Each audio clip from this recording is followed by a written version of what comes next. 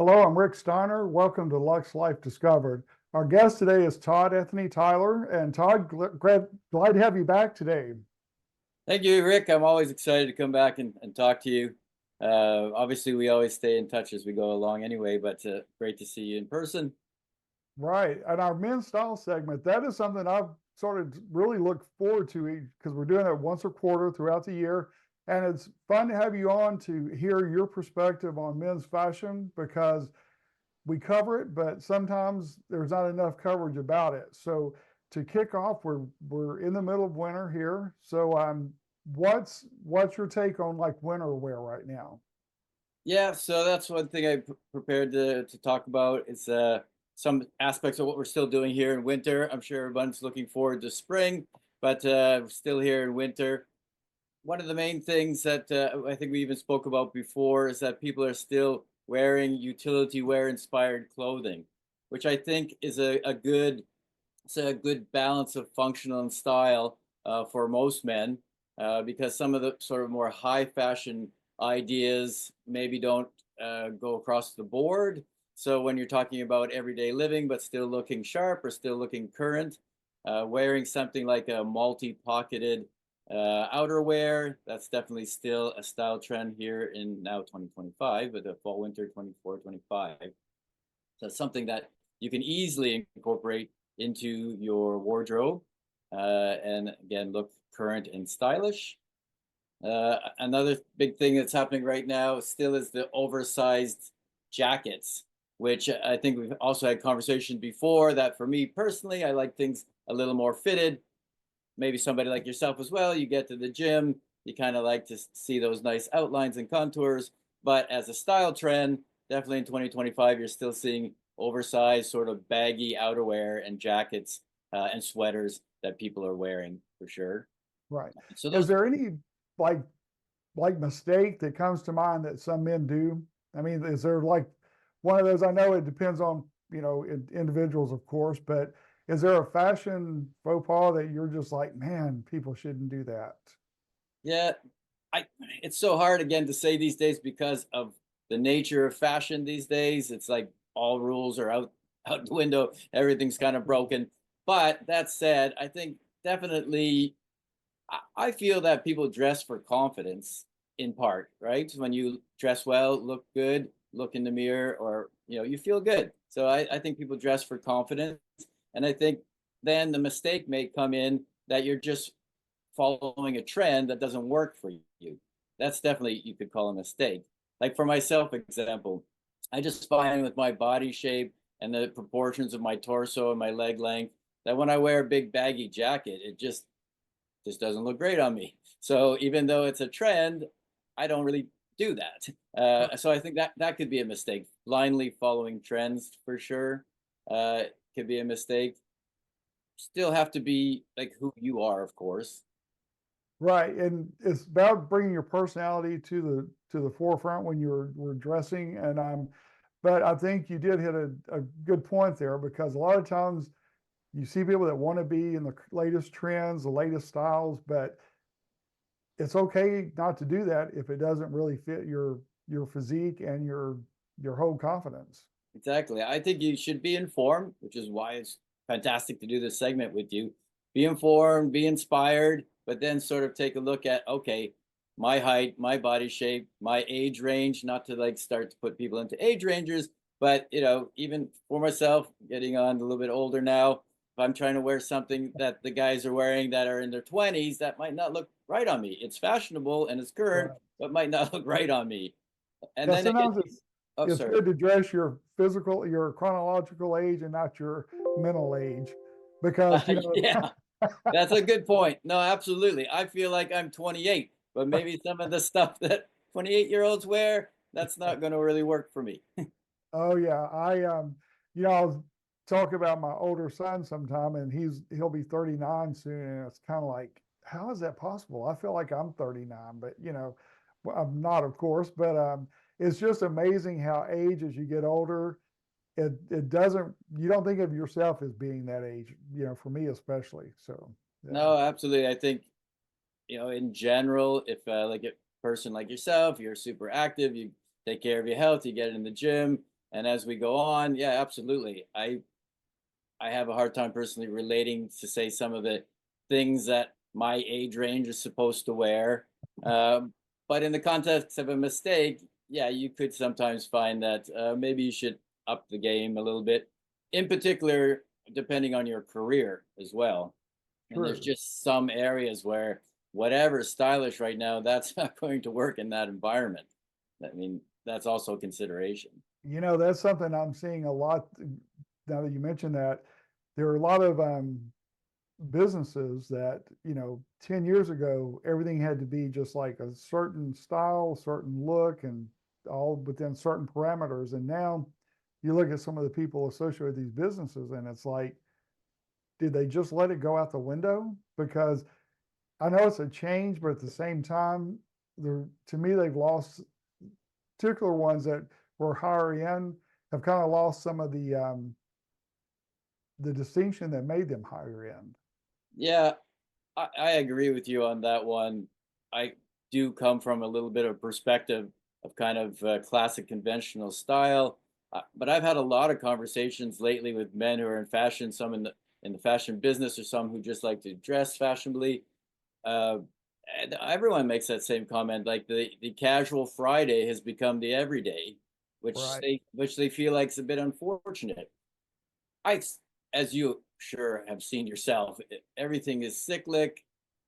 I feel like we're going to probably come back to a time in our lifetime for sure that you're just going to have everyone suiting up all the time again.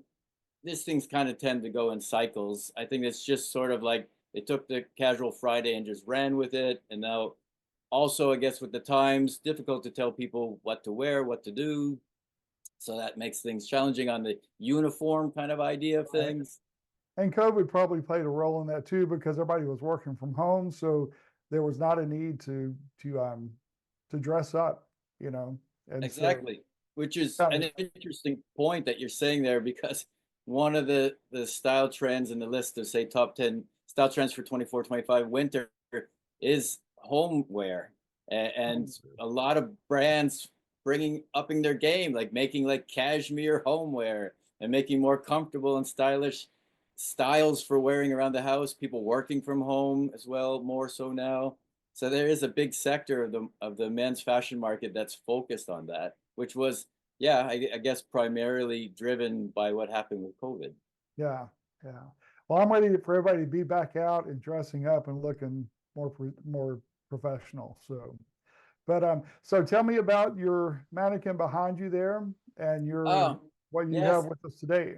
So we just prepared that because, in part, what I wanted to talk about two interesting things with men's winter style. I'll start with the mannequin though, is the pea coat, which is obviously started in the that part maybe not obvious, but it started in the 1800s as a navy jacket. And interestingly enough, for over 200 years, the design and style basic cut has not changed.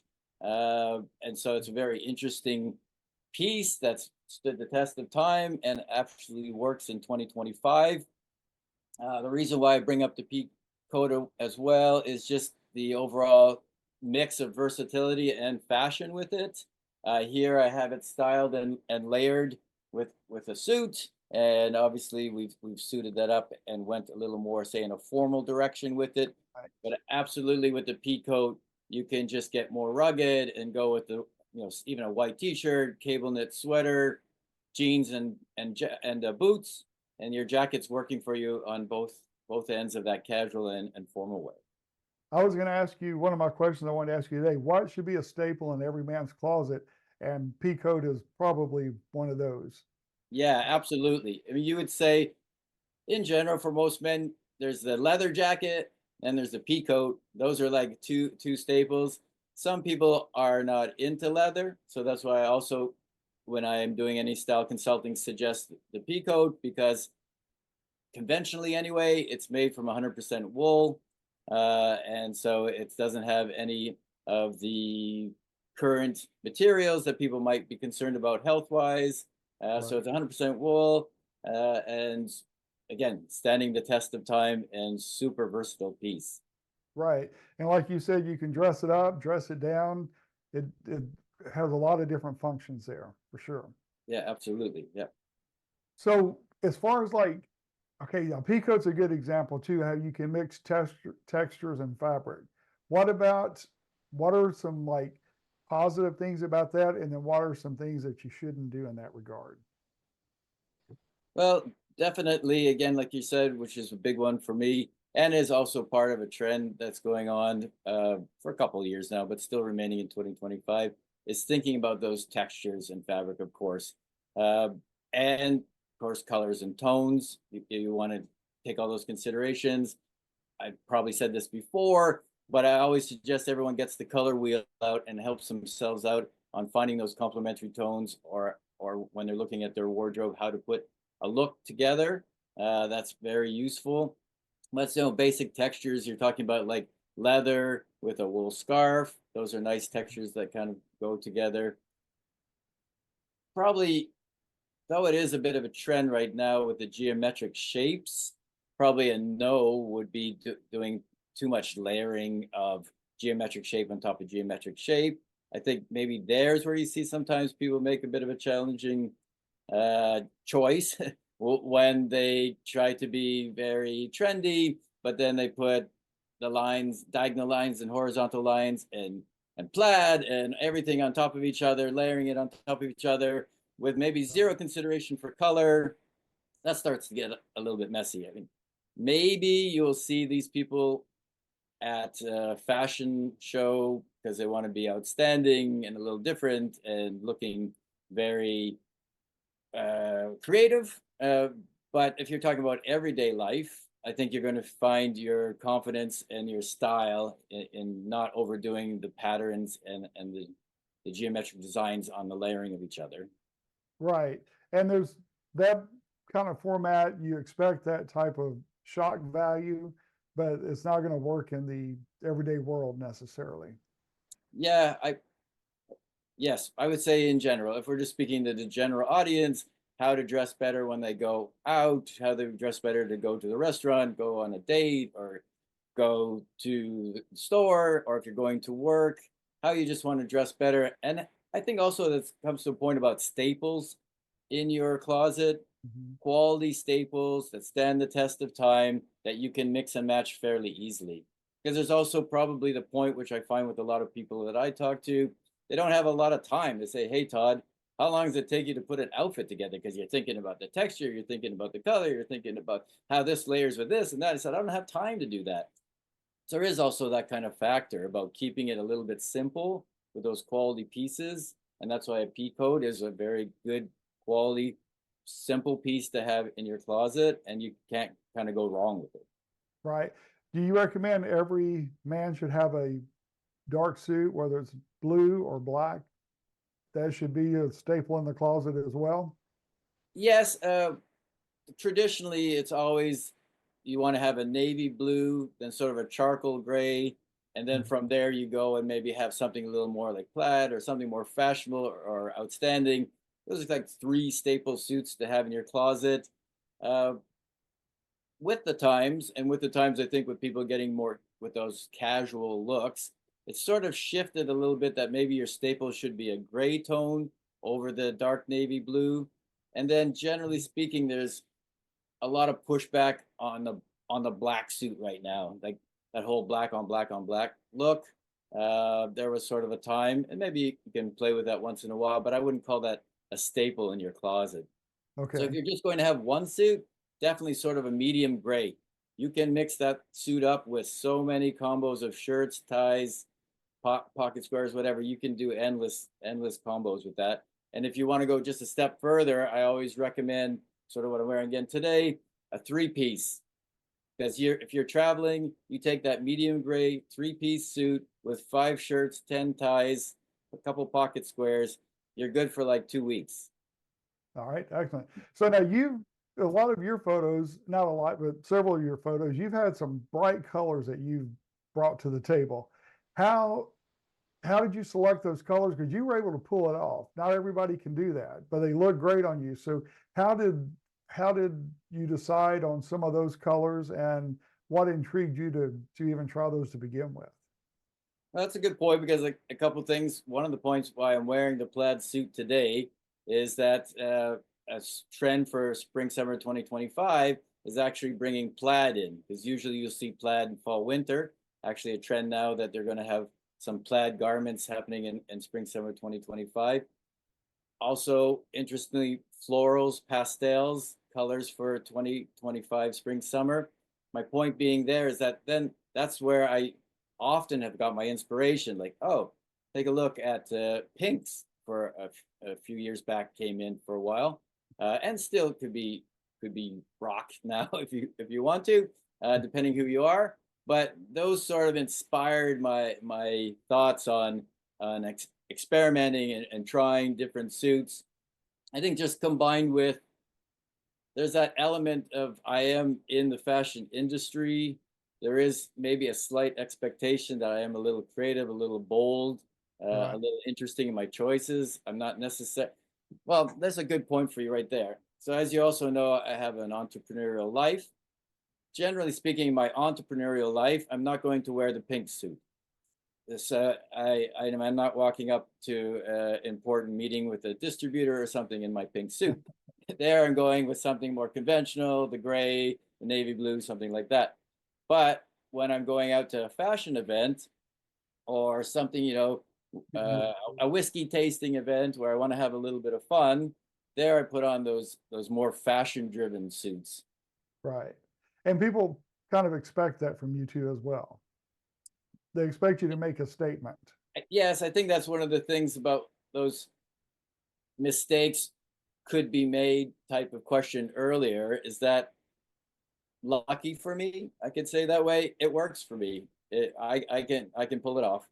Maybe for some people, and I think it combined with, because I feel like it works for me and I've worn this over a period of time, uh, I don't lack confidence wearing it.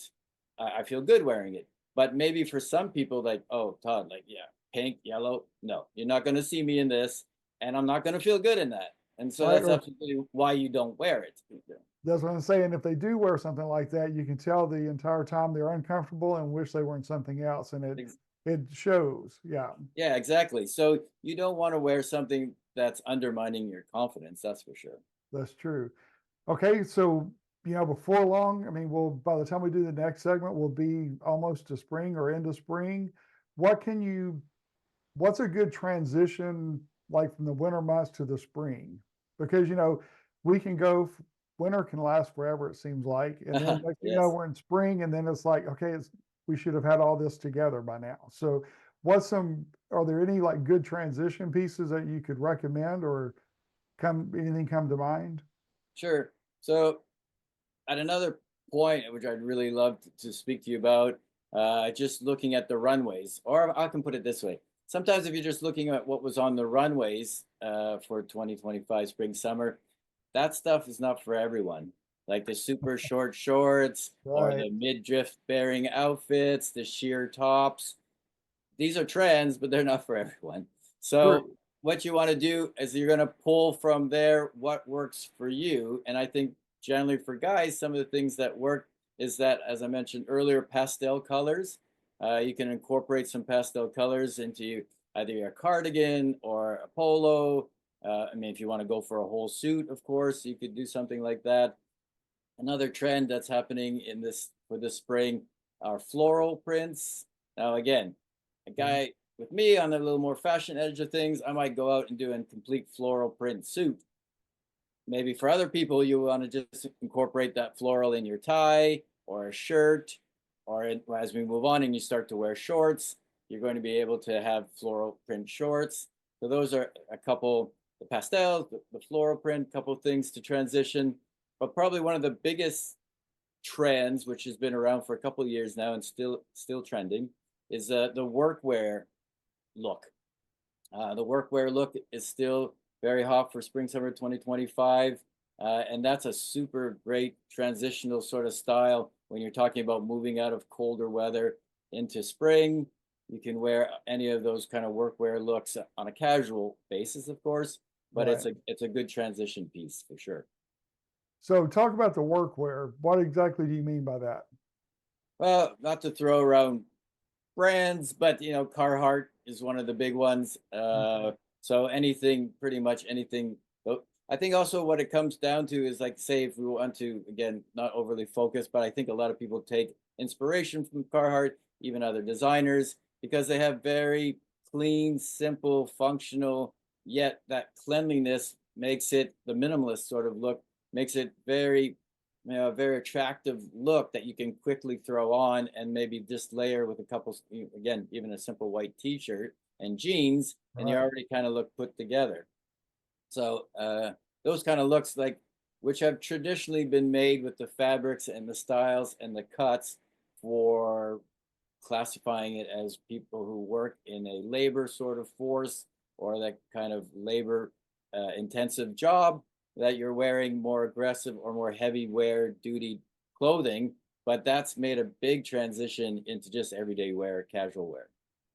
Well, we've talked about this point before too, like with the suits and the shoes and going from dress shoes to the tennis shoes, sneakers, that type thing.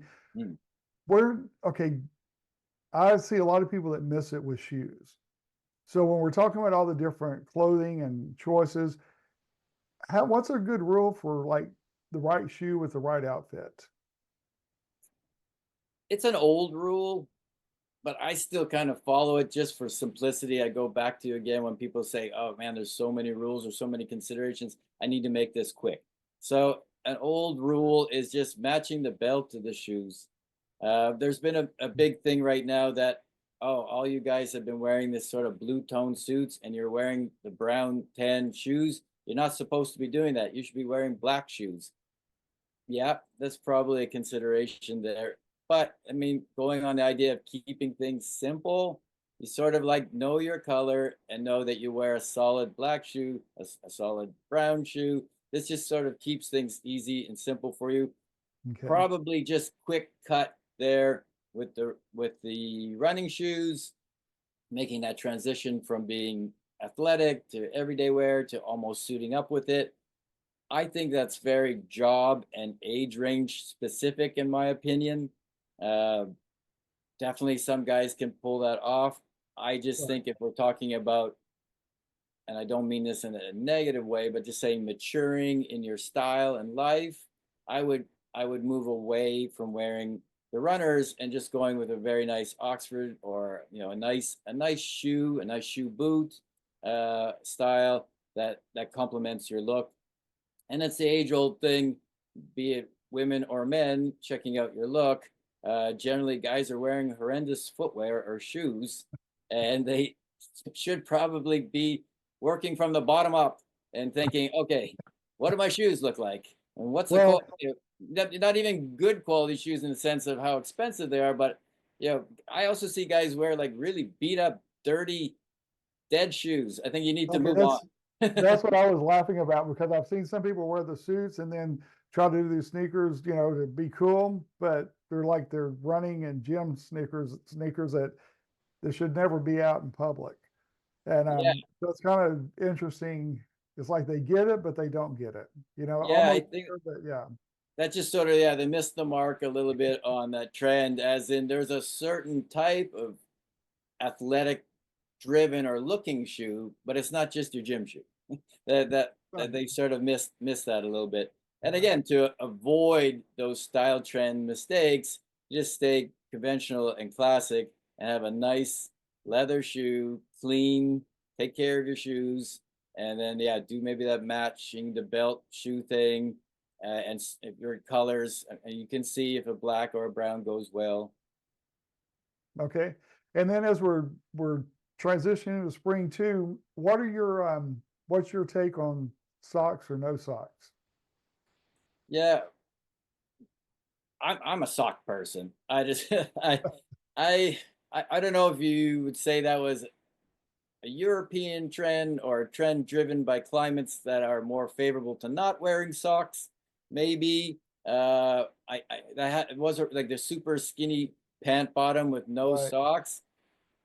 Personally, I could never get into it. Uh, if you want to be going and being like super stylish on trend because that's what's hot this month or this season, I guess you could give it a try. I'm not going to tell you not to give it a try and try it out for yourself. But if we're talking about just having a closet with good basics and ready to go, I would say you're still wearing socks and you're still considering your socks. There has been a little bit of a push, say, against those fun socks. Mhm. I still kind of like the fun socks. I mean, I think of the fun socks, especially if you're wearing a fairly solid outfit, having a little bit of fun with your socks. I Right. think that's okay still. I don't think you have to run away from fun socks, but yeah, not a huge fan of the. I mean, maybe in some Mediterranean tropical type areas, there might even be an argument to be made with a very nice pair of sandals with your suit. You could probably Hmm. get away with that, but no socks and your regular shoe, leather shoe. I'm not a fan of that person. Yeah. All right. So we're, what is there one like definite yes for spring and one no that you can comes to mind? Well, definitely, again, purposely wearing this plaid suit because it's one of my favorites. That they moved plaid into spring summer. I'm personally pretty excited about that. Good I think deal. there's some interesting looks that you can have for spring summer there. Again, some of the ones I spoke about earlier. If we're just looking at runway trends and the everyday life, again the midriff bearing outfits, very particular individuals are going to be wearing that, or all the sheer outfits, or the super short shorts, or the funky flared non-conventional ties. I think those are very particular and probably trends from the runway that you don't necessarily need to incorporate into your everyday Right. wardrobe. That would be for certain people doing certain things, if that makes Yes, yes. sense. That's kind of my take on it because you definitely wouldn't want to wear that to your typical event that unless it's a fashion related event, it seems like. Yeah. Yeah, if it's super fashion related, yeah, I guess, yeah, you could go for that. Okay. Again, if you're walking downtown New York, probably anything goes. So that's Right. fine. I mean, Yeah. you can super express yourself, no problem. It's like another trend I'll quickly mention, which I was surprised by, is that the tank top is apparently making a comeback, apparently replacing the t-shirt. Interesting. Um, Especially the white tank top, I think still holds a little bit in say pop culture of sorts, or in culture of being a bit of a negative attribute to walking around in a white fitted tank top. Uh, but a but it is a sell trend for spring summer 2025. But something probably you want to consider for yourself and who you are and where you're going, and perhaps body shape and whatnot if you're going to go for that one. Well, who knows? By the time we do the next segment of men's style, I may be on with the tank top. Oh, there you go. No, I promise you that won't happen.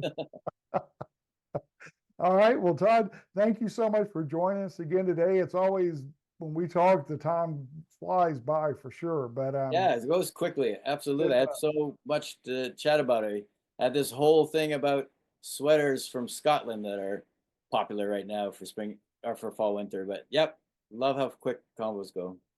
okay. Well, thank you for joining us again today, and we look forward to our next segment with you because it's always interesting to have your take on fashion and seeing what you've done in the fashion world with modeling and then everything that you're doing now. So it's really, I appreciate the time that you take to do this. Oh, thank you very much. I have a great time, Rick. Enjoy it. Okay, and then we're going to put your information on the screen for people if they want to contact you. Yep, It's love to hear from people. all right, good deal. So you guys be sure to reach out to Todd with any questions you have, and if he can help you style your look for a certain event, he'll be glad to talk to you about that as well. So, all right, well, thanks again, Todd, and thank you for joining us for another episode of Luxe Life Discovered. See you soon.